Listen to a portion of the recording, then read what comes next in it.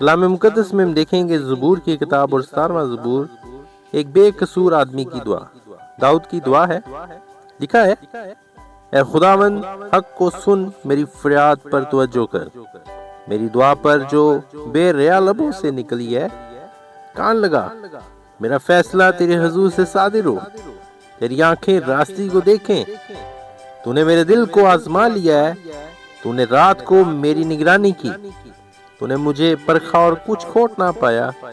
میں نے ٹھان لیا ہے کہ میرا منہ خطا نہ کرے، انسانی کاموں میں تیرے لبوں کے کلام کی مدد سے میں ظالموں کی راہوں سے باز رہا ہوں۔ میرے قدم تیرے راستوں پر قائم رہے ہیں، میرے پاؤں پھسلے نہیں۔ اے خدا، میں نے تجھ سے دعا کی ہے کیونکہ تو نے مجھے جواب دے گا۔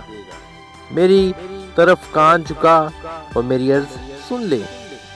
تو جو اپنے دہنے ہاتھ سے اپنے توکل کرنے والوں کو ان کے مخالفوں سے بچاتا ہے، اپنی عجیب شفقت دکھا۔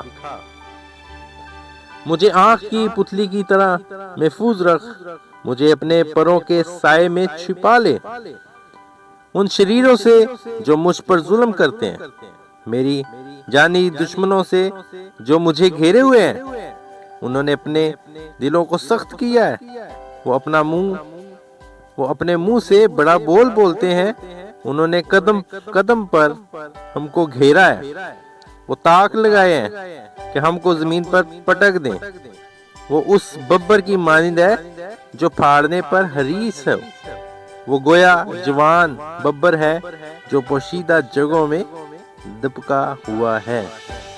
اٹھے خداوند، اس کا سامنا کر، اسے پٹک دے، اپنی تلوار سے میری جان کو شریر سے بچا لے۔ اپنے ہاتھ سے اے خداوند مجھے لوگوں سے بچا، یعنی دنیا کے لوگوں سے جن کا بکھرا اسی زندگی میں ہے اور جن کا پیٹ تو اپنے ذخیرہ سے بھرتا ہے۔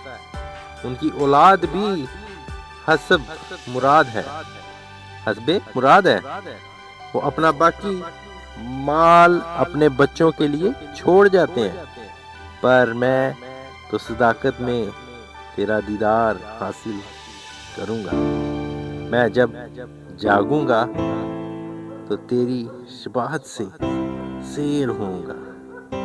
باقی کلام کا پڑھا اور سنا جانا ہم سبوں کے لیے باعث برکت ہو۔ خداوند کا شکر ہو، آمین۔